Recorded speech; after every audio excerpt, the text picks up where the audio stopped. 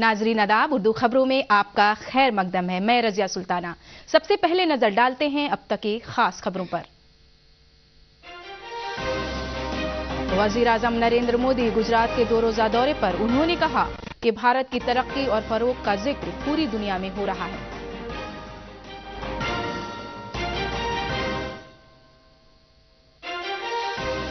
BJP की जानिब से दानापुर में ब्लॉक पंचायत रुकन साजी वर्कशॉप मुनक्किद किया गया।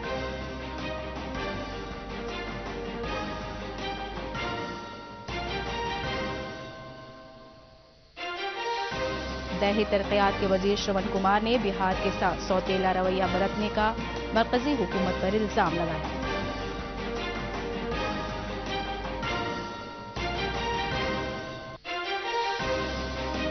पूरी रियासत के 850 थानों में वीमेन हेल्प डेस्क तश्कील किया।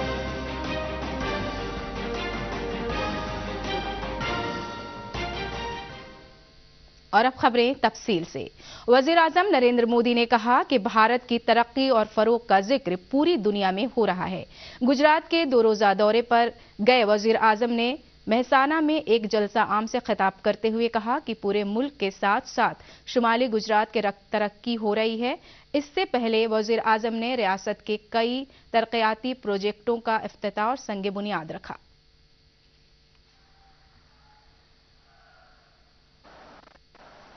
भारत माता की, भारत माता की।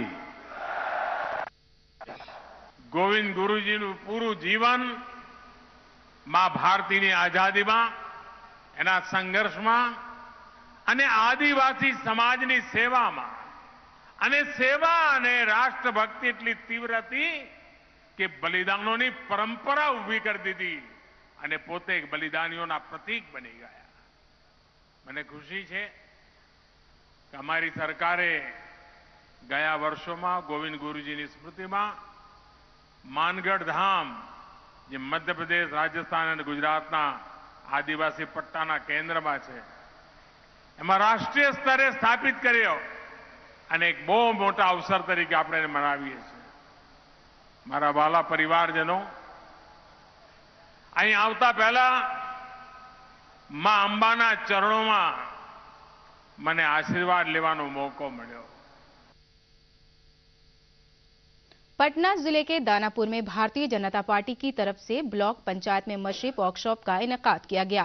इस मौके पर असेंबली में अपोजिशन लीडर विजय कुमार सिन्हा ने कहा कि वर्कशॉप में ब्लॉक चीफ और पंचायत समिति मेंबरान को उनके हुकूक और फराइज के बारे में जानकारी दी जा रही है। साथ ही बीजेपी के रियासती सदर सम्राट चौधरी ने इल्जाम लगाया है कि मरकजी हुकूमत रियासत को फंड देती है, इसके बावजूद वजीर आला नीतीश कुमार तरक्याती काम नहीं कर रहे हैं।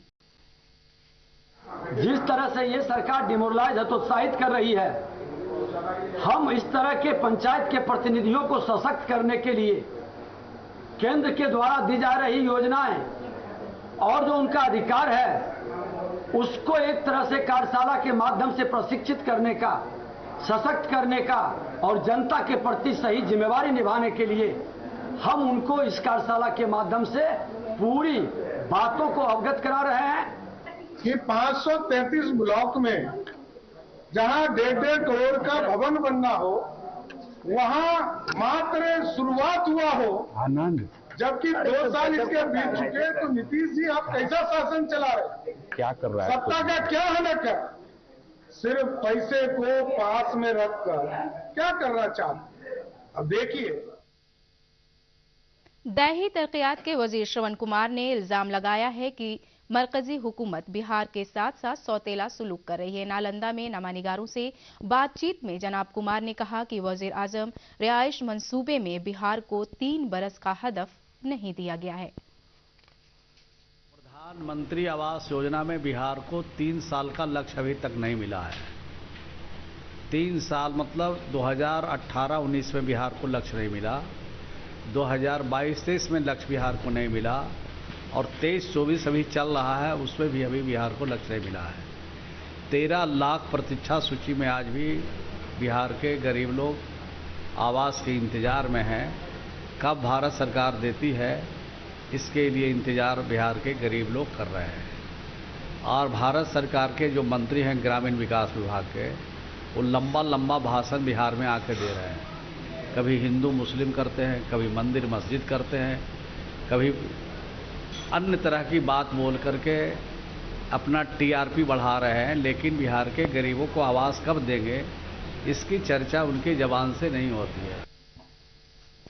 इन दिनों रियासत में प्याज की कीमत आसमान छू रही है। कई जगहों पर अच्छी क्वालिटी का प्याज 80 से 90 रुपए किलो दस्तयाब है। आम लोगों को महंगे प्याज से राहत देने के लिए पटना के बिस्कुमान भवन में खुसूसी स्टॉल लगाए गए हैं। यहां 25 रुपए किलो प्याज मिल रहा है। बिस्कुमान के चेयरमैन सुनील सिंह ने इसके लिए सार्फिन की वजारत का शुक्रिया अदा किया। सरकार के उपभोक्ता मंत्रालय और खासकर नेफेड को धन्यवाद देना चाहते हैं, उनके प्रति आभार प्रकट करना चाहते हैं कि बिहार के आम जनों को उन्होंने 25 रुपया प्रति किलो के दर पर प्याज उपलब्ध कराया है और 60 रुपया प्रति किलो के दर पर चना दाल उपलब्ध कराया है। तशद्दुद की शिकार औरतों को रिपोर्ट दर्ज कराने के लिए पूरी रियासत के 850 थानों में विमेन हेल्प डेस्क की तश्कील की गई है। Additional director general Jitendra Singh Gangwar ने इत्तला देते हुए आज पटना में बताया कि मुताशरा औरतों के ताउन के लिए थाना अमले को खुसूसी तरबियत दी गई है।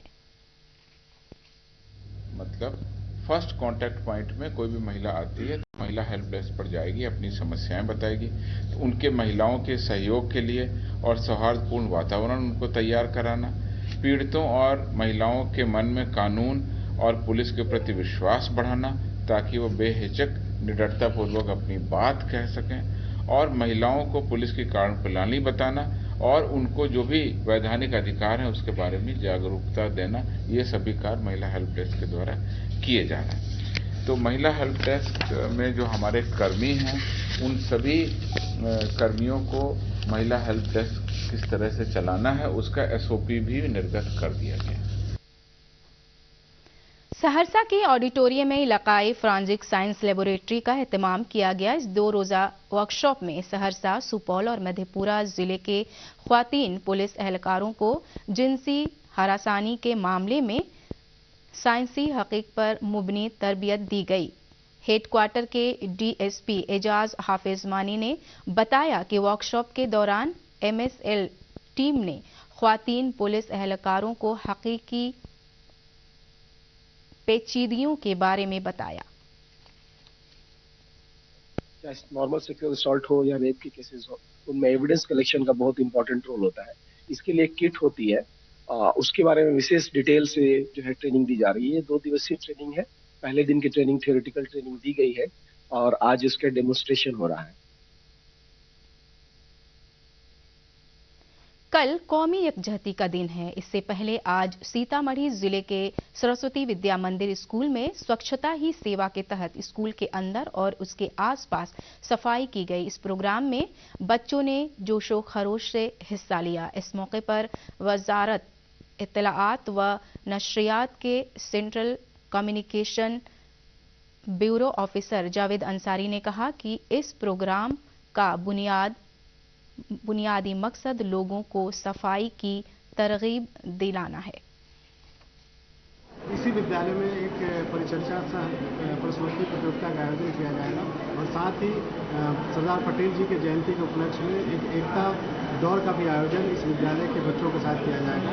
तो कल बहुत सारे प्रोग्राम हैं और हम सभी मिलकर राष्ट्रीय एकता दिवस मनाएंगे। अपनाने से हम स्वस्थ रह सकते हैं। हम अपने जैसे घर को साफ रखते हैं वैसे हमारे समाज, विद्यालय सभी को साफ रखना चाहिए।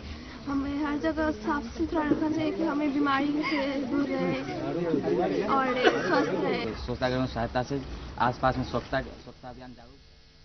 हजारों मील की मसाफत तय करके साइबेरियन परिंदों के झुंड ने गया शहर के इर्द गिर्द अपना ठिकाना बनाया है। मकामी बाशिंदे साइबेरियन परिंदों के आने के सिलसिले को मानसून की दस्तक बता रहे हैं। एक रिपोर्ट। साइबेरियन परिंदों का झुंड जून महीने के आसपास गया शहर को अपना ठिकाना बनाता है। गया म्यूजियम और कचहरी इलाके में दरख्तों पर ये परिंदे ठहरते हैं। मकामी बाशिंदों ने बताया कि तौलीद के अमल के बाद जब उनके बच्चे बड़े हो जाते हैं तब ये अपने बुनियादी मकाम को वापस लौट जाते हैं। एक वर्ष हम लोग तो कम से कम लगता है कि 25-30 साल से हमारे जगहों से हम उससे इसको देख रहे हैं।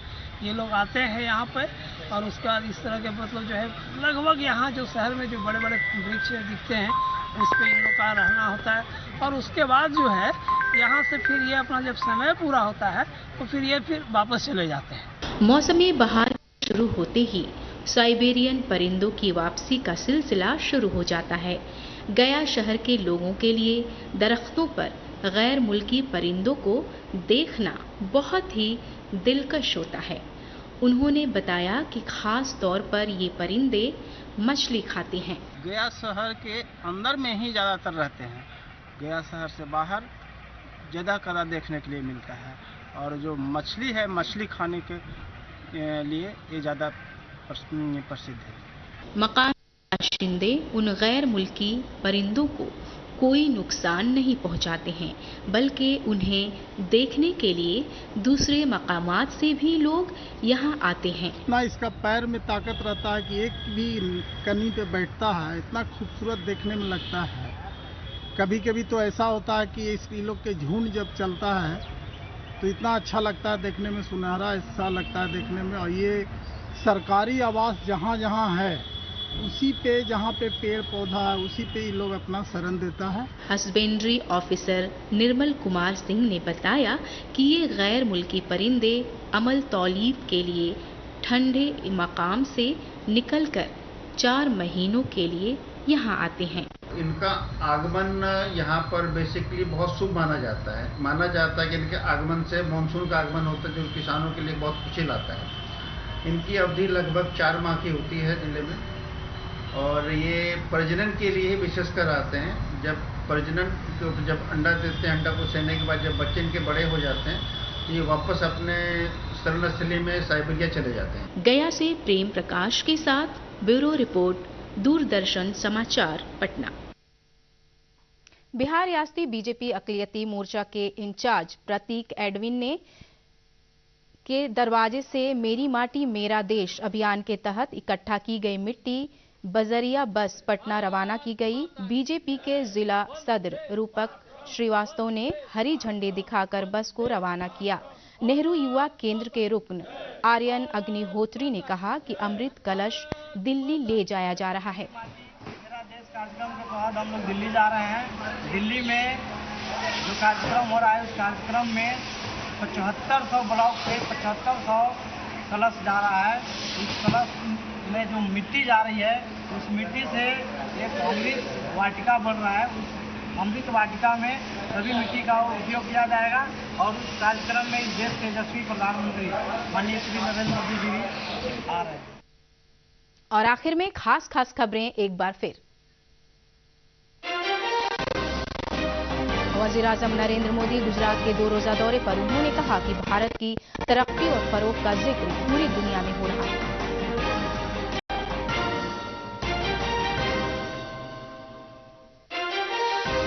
बीजेपी की जानिब से दानापुर में ब्लॉक पंचायत रुकनसाजी वर्कशॉप मुनक्किद किया गया।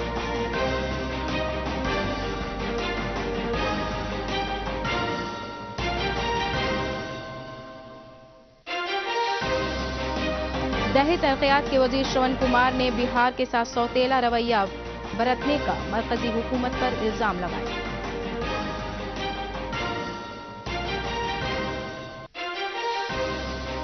और पूरी रियासत के 850 थानों में विमेन हेल्प डेस्क तश्कील दी गई।